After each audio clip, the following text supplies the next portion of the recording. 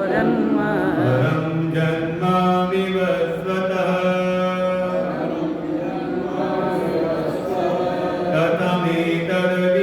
कथमेतद्विजानीयाम् त्वमादौ प्रोक्तवानिति त्वमादौ प्रोक्तवानिति।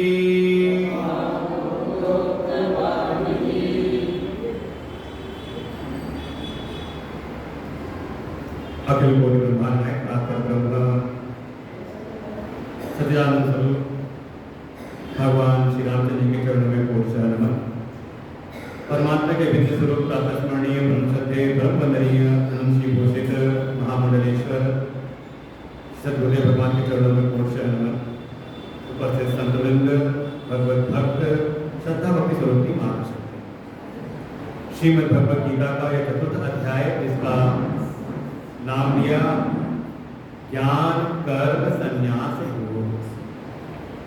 जैसे भगवान पूर्व के 2 अध्यायों में जो समग्र वेदों के तात्पर्य को अर्थात वेदोक्त जो 2 प्रकार के धर्म हैं, निवृत्ति लक्षण अर्थात ज्ञान योग, और वो ज्ञान योग की सिद्धि कैसे हो उसके उपाय के रूप में, साधन के रूप में जो प्रवृत्ति लक्षण रूपी कर्म योग है, भगवान ने युक्ति युक्त उसका अर्जुन को उपदेश किया। जैसा अर्जुन ने श्रेय की कामना की कि हे प्रभु, मैं अपने जीवन का श्रेय चाहता हूँ, ये श्रेयो आप्नुयाम, मुझको श्रेय की प्राप्ति करनी है, और उस श्रेय के साधन के रूप में मैं क्या करूं। और भगवान अर्जुन को समग्र वेदों के सार रूप में सांख्य योग, जो श्रेय का साक्षात साधन है, अर्थात बिना ज्ञान के मोक्ष की सिद्धि नहीं है, उस ज्ञान की महिमा का वर्णन किया, और साथ ही वो ज्ञान की स्थिति भीतर कैसे स्थापित हो, वो पात्रता का निर्माण कैसे हो, उसके लिए जो उपाय रूप जो कर्म योग की साधना है, उसका भी भगवान ने अच्छी प्रकार से निरूपण किया। और इस चौथे अध्याय में उस ज्ञान योग का ही, इसे स्पष्ट समझ ले, श्रीमद् भगवद गीता में जो योग है, योग के नाम पर एक ही योग है, वो है ज्ञान योग। समझे, निश्चित प्रयोजन है, क्योंकि अर्जुन ने पूछा है परम श्रेय के विषय में, श्रेय की प्राप्ति अर्थात मोक्ष की प्राप्ति कैसे हो, समस्त भवबंधनों से कैसे ये प्राणी मुक्ति प्राप्त करे, मोक्ष प्राप्त करे, उसके लिए साक्षात साधन, परम साधन के रूप में भगवान ने ज्ञान योग का ही प्रतिपादन किया। इसलिए बिल्कुल निश्चित समझ के रखें, श्रीमद् भगवद गीता का जो परम प्रयोजन है वो है निश्रेयस की प्राप्ति, मोक्ष की प्राप्ति, और वो संभव होता है अपने स्वरूप में अवस्थान करके। मैं अपने आप को जानूं, अपने आत्म स्वरूप को जानूं, और अपने आप को जान करके उस आत्म स्वरूप में ही मेरी स्थिति हो जाए। इसलिए अर्जुन को भगवान ने तब तक उपदेश किया है जब तक अर्जुन ने ये भाव व्यक्त नहीं किए। इसीलिए 18वें अध्याय में जब अर्जुन कहता है प्रभु से, हे प्रभु, आपके इन उपदेशों को सुन करके मेरे भीतर का मोह नष्ट हो गया, नष्टो मोह स्मृतिर्लब्ध्वा तत्प्रसादात् मयाच्युतः स्थितो अस्मि कद संदेह करिष्ये वचनम तव। हे प्रभु, मेरे भीतर का जो अज्ञान जनित मोह था वो मोह नष्ट हुआ, मुझे अपने स्वस्वरूप की, अपने आत्म स्वरूप की स्मृति हो आई है। वास्तव में समझे, वो आत्म स्वरूप कभी भी नष्ट नहीं होता। हम अपनी आत्मा को जाने न जाने, आत्मा तो है ना, कि आत्मा नष्ट हो गई, किसी ने नहीं जाना तो भाई, कोई भी ऊर्जा है, कोई शक्ति है, हमें उसका पता हो न पता हो, लेकिन शक्ति तो है ना। ऐसे ही अपना जो आत्म स्वरूप है, कहा वो तो नित्य उपलब्ध है, बस अज्ञान के कारण, अज्ञान के आवरण के कारण, जैसे किसी वस्तु पर कोई पर्दा पड़ जाए तो नीचे रखी वस्तु का हमें बोध नहीं होता। ऐसे ही जब तक ये अज्ञान का आवरण भीतर रहता है तब तक अपना जो आत्म स्वरूप है, नित्य आत्म स्वरूप, उसकी हमें उपलब्धि नहीं होती। तो कैसे होगी? कहा केवल और केवल ज्ञान से। ज्ञान के द्वारा ही अज्ञान का नाश होता है, अज्ञान आवरण मिटता है और जीव को अपने नित्य उस आत्म स्वरूप का उसको अनुभव होता है, जैसे उसको स्मृति हो आती है। जैसे कोई चीज आप रख करके भूल जाओ और भूल रहे हो और शायद वस्तु सामने ही रखी है, कई बार घटना होती है, सामने रखी वस्तु को हम भूल रहे हैं भ्रमित होकर के, और अचानक कोई आया बाहर से, उसने पूछा इतने परेशान क्यों हो? तो आपने कहा कि फला वस्तु थी मैं रखा था और भूल गया। तब तक उसने आकर के देखा और कहा सामने तो रखी है। ये घटना कई बार हुई होगी जीवन में, अक्सर होती रहती है। और जैसे उसने बताया कि ये वस्तु यहाँ रखी है तो आप बड़े आश्चर्यचकित कहते हैं ये सामने ही तो है। ऐसे ही उस आत्मा का अनुभव होते ही, अज्ञान के मिटते ही जब अपने आत्मा का अनुभव होता तो लगता है कि ये तो अपनी नित्य आत्मा है। तो अर्जुन कहते हैं मुझे उसका स्मरण हो आया, और केवल स्मरण ही नहीं बल्कि उसी में मेरी स्थिति हो गई, स्थितो अस्मि। अब उससे मेरा चित्त कभी डावाडोल नहीं होता, अपने आत्म स्वरूप में ही मैंने अवस्थान प्राप्त कर लिया। किसी प्रकार का अब कोई संदेह नहीं। देखो अभी क्या है कि आत्मा का ज्ञान है, तो कभी सत्संग में आते हैं, पूछे आप कौन हो, तो आप कह सकते हो कि मैं आत्म स्वरूप हूँ। न जायते म्रियते वा कदाचित् नायं भूत्वा भविष्यवान् भूयः। गीता के श्लोक आप सुना दोगे कि मैं वो अजन्मा अजर अमर आत्म स्वरूप हूँ, जिसका ना जन्म है ना मरण है, जिसका किसी प्रकार से कभी कोई विनाश नहीं कर सकता। ऐसा वो अपना आत्मस्वरूप है, वो आत्मा हूँ। लेकिन जैसे ही बाहर निकले तो मन के भीतर कहीं न कहीं संदेह तो लगता है कि अगर आत्मा अमर है, अजर अमर है, तो फिर मेरे भीतर मृत्यु का भय क्यों है? कि का अभी ज्ञान तो है लेकिन अभी संशय विपर्य पूरी तरह से मिटे नहीं है। अर्जुन कहता है हे प्रभु, आपके उपदेशों को सुनकर के मेरा अज्ञान इस प्रकार से मिटा कि मुझे अपने स्वरूप की स्मृति ही नहीं बल्कि मैं अपने आत्म स्वरूप में ही अवस्थान प्राप्त कर चुका हूँ। इसी तो अस्मि, अब मेरे भीतर किसी प्रकार का कोई संदेह नहीं कि मैं आत्मा हूँ।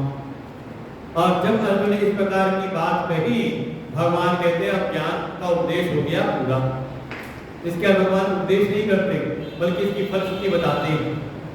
और यही बात भगवान तीसरे अध्याय जो हमने कल पढ़े थे 2 श्लोक, उसमें भी यही बात भगवान ने कहीं भी इशारा किया था कि धीरे धीरे विचार के द्वारा बाहर के विषयों से इंद्रियों पर आओ, इंद्रियों से उसके अंतर तक मन को देखो, मन के भी भीतर जो बुद्धि है, बुद्धि का विचार करते हुए बुद्धि से भी जो पर सूक्ष्म है अर्थात बुद्धि का भी जो साक्षी जो चैतन्य आत्मा है, उस आत्मा में ही स्थित हो जाओ।